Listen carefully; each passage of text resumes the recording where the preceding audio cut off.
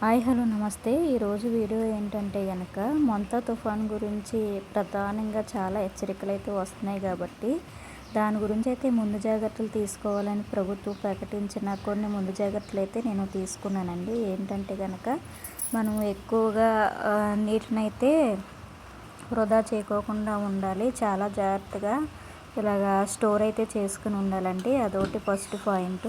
తర్వాత వచ్చి మనకి కావాల్సినటువంటి నిత్యావసర సరుకులన్నీ కూడా మనం ముందుగానే తెచ్చుకొని ఇంట్లో అయితే పెట్టుకోవాలండి. నేనైతే నాకు కావాల్సినవన్నీ నేనైతే తెచ్చుకున్నానండి. 3 డేస్ సైక్లోన్ అయితే ఎక్కువగా ఉన్నది అంటున్నారు కాబట్టి 3 డేస్కి సరిపడా వెజిటేబుల్స్ అయితే నేను మా హస్బెండ్తో తెప్పించేసి నేను స్టోర్ అయితే చేసుకున్నానండి.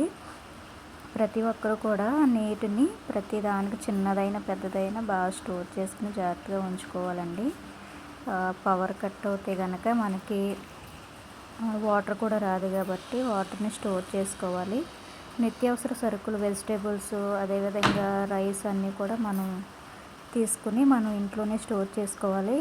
ఏ టైంలో ఎలా ఉంటుందో మనం చెప్పలేం కాబట్టి మనకు అవసరమని ముందుగానే ఇలా తెచ్చుకుని స్టోర్ చేసుకోవాలండి. నేనైతే వంకాయలు, బెండకాయలు, క్యారెట్, ఇంకా కొన్ని టమాటోస్ ఇంకా కొన్ని తీసుకొచ్చానండి. అవన్నీ నేను చూపించలేదు, వీడియో లెంత్ అయితే ఎక్కువగా ఉంటుందని. అదేవిధంగా మనం ఎక్కువగా ఎలక్ట్రికల్ వర్క్ ఐటమ్స్ కూడా మనం ఎక్కువ ఆన్ చేసి ఉంచకూడదంట. పిడుగులు పడడం వల్ల మనకి ఎలక్ట్రానిక్స్ వస్తువులు పోయే ఉంటుంది కాబట్టి మనం ఎలక్ట్రికల్స్ ఎక్కువగా యూజ్ చేయకోకుండా ఉంటే మంచిదండి. చూసారు కదా, నేను ఇలా అయితే వెజిటేబుల్స్ అయితే తెప్పించేసుకున్నానండి. తర్వాత ఇన్వర్టర్ ఉన్నా ఏమున్నా ఎక్కువ యూజ్ చేయకోకుండా మనకి అంత అవసరం లేనప్పుడు ఇలాగా ఒక క్యాండిల్ని కూడా వెలిగించుకుంటే సరిపోతుంది. ఎక్కువ ఇన్వర్టర్ని కూడా యూజ్ చేయకోకుండా కరెంట్ లేకపోతే కనుక ఇలాగా కొవ్వొత్తిని కూడా పెట్టుకోవాలండి.